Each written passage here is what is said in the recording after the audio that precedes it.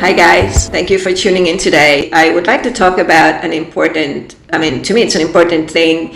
Is it correct to call ex-NKT members survivors? And if we call them survivors, the question is why? Survivors of what exactly?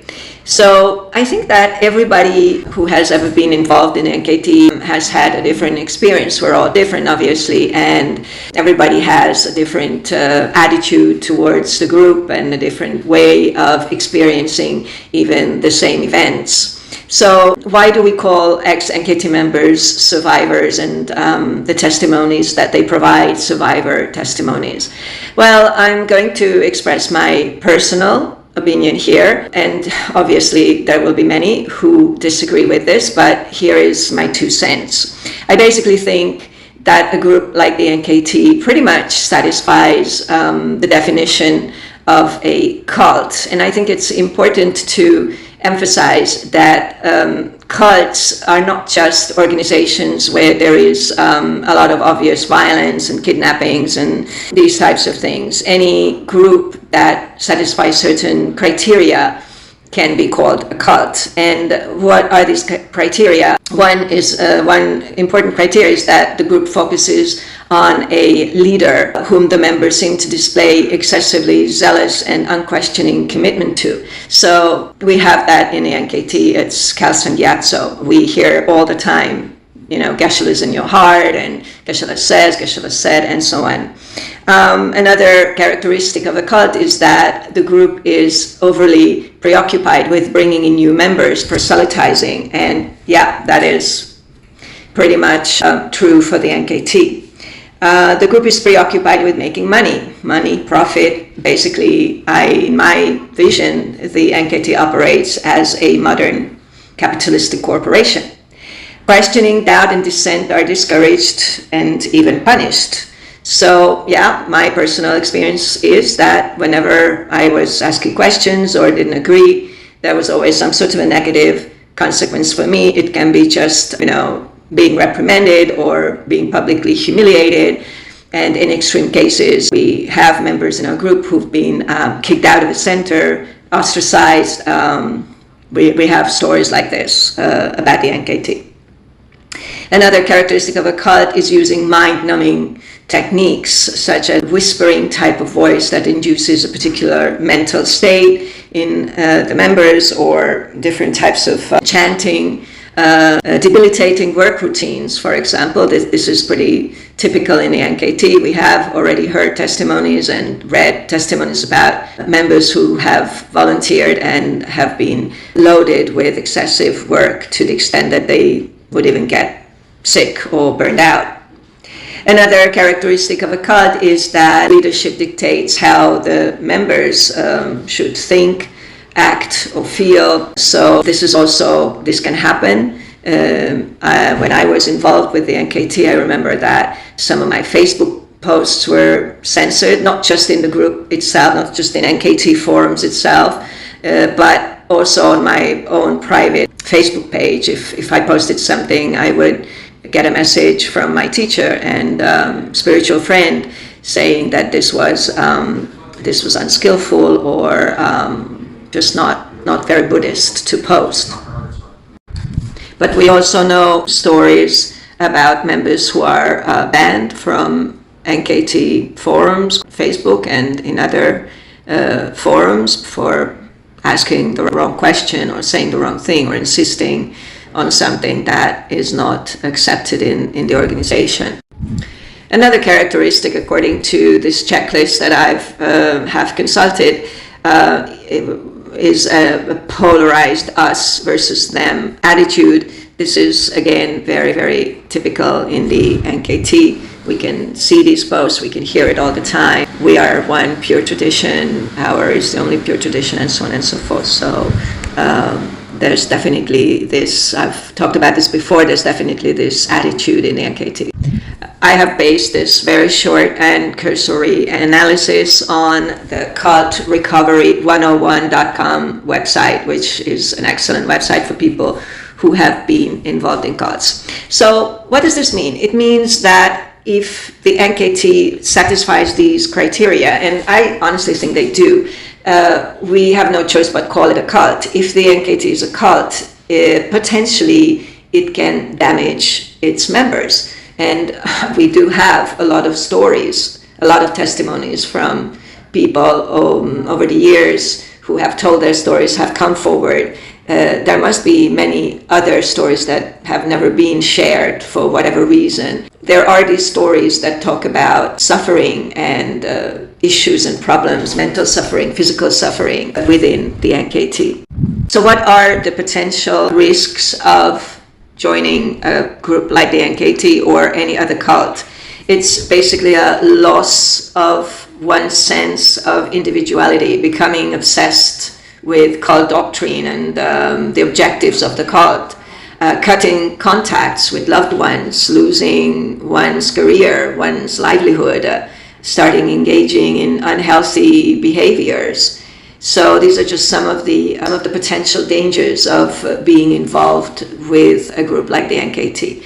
But our ex-members, survivors, also testify that after they have left the group, in whichever way they have left the group, there's usually been some sort of suffering, some kind of post-traumatic problems and issues. Sometimes it's deeper and sometimes it's less deep, sometimes it's stronger, sometimes it's less strong. It depends on the person, but there's always, it seems to me, I seem to understand that there's always been some kind of problem, some kind of mental or physical problem after leaving the NKT. So according to this article that I read in the New York Times, and I would like to quote here, a new understanding of the psychology of the cult experience is emerging from the work of researchers and clinicians who have studied current and former cult members. While stating that not all cults are necessarily psychologically damaging to their members, the researchers' findings offer insights about the proper treatment of those who have been harmed, as well as the techniques that cults use to hold the loyalty of old members and attract new ones. The techniques of many cults fall under the general rubric of brainwashing. Consciously and manipulatively, cult leaders and their trainers exert a systematic social influence that can produce great behavioral changes. Such groups have taken techniques from the human potential movement, from the encounter sensitivity training and humanistic psychology movements, and combined them with cult ideology and persuasive sales methods and packaged them in various combinations. Groups become especially dangerous when a group of people are joined together by a common ideological system fostered by a charismatic leader, where the expectation is that they can transcend the imperfection and finitude of life. That is actually very familiar from the NKT. So what is the difference between valid and healthy groups and cults? So it says here that in healthy, valid groups, and I think this is so important, in healthy, valid groups, conversion is achieved in good faith, without coercion, and the individual is encouraged to reconcile himself to his history, his family, and his culture, and even when he may be working for change in his society. But in destructive cults, current and prior connectedness is denied. And so that is one thing that, in my opinion, makes the NKT so dangerous. There is no, once you join, there is no space for you as an individual with a history, with a present, with a future. Everything is just focused on the organization itself. You as an individual almost stop existing, because whatever you want to do for yourself and for your family, that would be self-cherishing. So there is this extreme emphasis on denying your own self and denying your own needs, and the irrelevance of where you come from and where you've been and what your history is. And it's just about pushing you towards enlightenment, which I don't know if it ever arrives to anyone in the NKT. So if this is the case, if these are the dangers of joining a cult or a high control group like the NKT, important personality changes can occur, and ties with your community, family, friends, co-workers, colleagues can be cut. If your brain structure can be changed by the relentless dogma I think it's fair to call people who have gone through this experience and come out on the other side survivors, even if they have not been specifically extremely traumatized by the experience. I personally have not been traumatized by my experience in the NKT, but when I left, I did feel exhausted and absolutely devastated from a spiritual point of view. I didn't know where to go, what to do about my spiritual life, my spiritual path, which I used to treasure. Even for me, that I wasn't deeply involved with the NKT, those weeks and months, and try to understand how to go on with my spiritual life. I can imagine people who have been much more involved, much more deeply involved. I can imagine people that I personally know who have put up money to rent centers, and they signed leases to set up centers and volunteered to set up centers and make those centers function.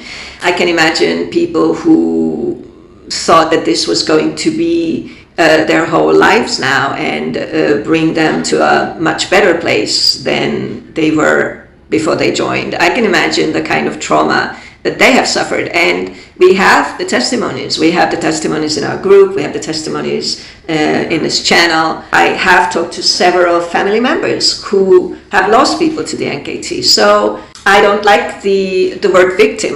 We could also call these people victims of the NKT. But what is amazing about these people, what I have seen, is that these people fight. They go on. They are traumatized. They have been traumatized. They are having a difficult time. They have been dealt terrible cards, but they're going on. They're determined to go on and continue with their lives, whether these are left behind families and family members and spouses and children, or ex-members who have left the organization.